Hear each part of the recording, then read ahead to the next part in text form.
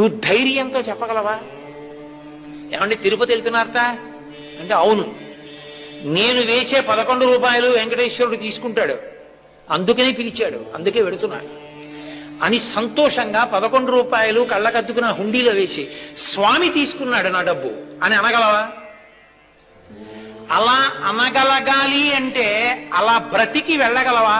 నేనంట అయ్యప్ప గుడికెళ్లే వాళ్ళందరూ ఇరుముడి కట్టుకుంటే వెంకటాచల క్షేత్రం వెళ్లే వాళ్ళందరూ ధార్మికమైన ఇరుముడి కట్టుకుని ఎక్కడం మొదలైతే గుర్తేమిటో తెలుసా? అతి లఘు మహాలఘు అదృశ్యమైపోతాయి. అందరూ మొదటి గడప దగ్గరికి వెళ్ళిపోతారు. ఎవరు ఎవరిని తొయ్యరు. ఆయన తొయ్యినిస్తాడా? తన బిడ్డడొస్తే తొయ్యడమే. అటువంటి స్వాగతం చెప్పి తన పాదాల దగ్గరికి తీసుకుంటాడు. నిజంగా అలా తొయ్యడమే జరిగిందనుకోండి, ఆయన ముందు ఆయన ఆగ్రహాన్ని తట్టుకోగలడా? సాధ్యమే.